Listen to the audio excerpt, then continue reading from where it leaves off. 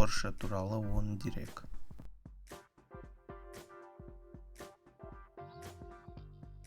Porsche инженерлік германиялық құрастырушы компаниясы.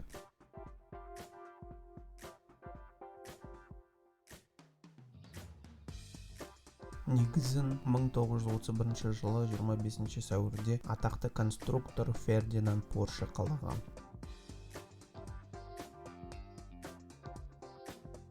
Штаб-пәтері және мануфактурасы Германияның Штутгарт қаласында орналасқан.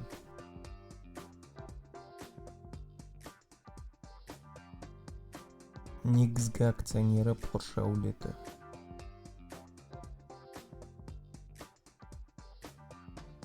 Porsche әлемдегі ең жоғары табысты автомобильдік компания болып табылады. Әрбір сатылған машинаға шаққан табыс бойынша $22.160 2012 жылғы мәліметке сүйенсек. 2013 жылы Porsche автомобильдері ең сенімді ретінде мойындалған.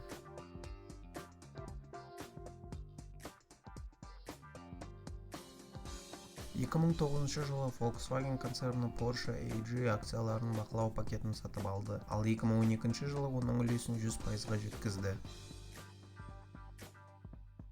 2022 жылдың 29 қыркүйегінде бұрын компанияның 100% акцияларына иелік еткен Volkswagen AG Porsche AG акцияларын бастапқы орналастыруды өткізді. Ол Porsche-ны 75 миллиард евроға бағалаған Германия тарихындағы екінші ірі компаниясы болды. 1996 жылы Deutsche Telekom жекешелендіруден кейін Volkswagen блоктау үлесін сақтап қалды.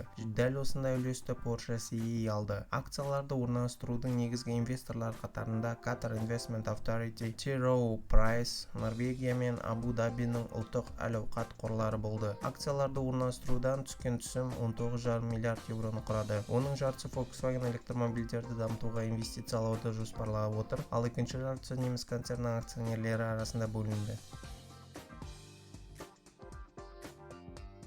Компания құрылған күннен бастап мотоспортпен белсенді түрде айналысады. Компанияның ең алғашқы үлгісінің прототипі құрылыс аяқталғаннан кейін бірнеше аптадан кейін Инсбруктағы қалалық жарыста жеңіске жетті. Ал 1951 жылы алюминий корпусы бар Porsche 356-ның арнайы дайындалған сериялық нұсқасы Лимандағы атақты жарыстарда өз классында жеңіске жетті. Содан бері Porsche 356-ның спорттық және жарыс модификациялары, содан кейін олардан кейінгі Porsche 911, Carrera, Panamericana, Targa, Флория, Милли, Миглия, Лемандағы 12 және 24 сағаттық марафондар сияқты жарыстарға үнемі қатысып жеңіске жетті. Себринг, Нюрбургринг, сондай-ақ ралли чемпионаттарында, оның ішінде Монте-Карло раллигіндегі көптеген жеңістермен және Париж-Дакар марафондарына 2 рет жеңіске жеткен. Және бұның бәрі жарыс автомобильдері арасында. Бүгінгі күні Porsche бренді 28 мыңнан астам жарыста жеңіске жеткен.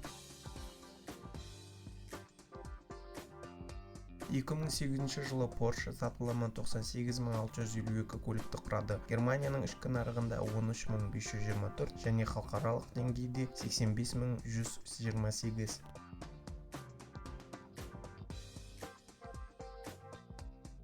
Назарларыңызға рахмет, сау болыңыздар.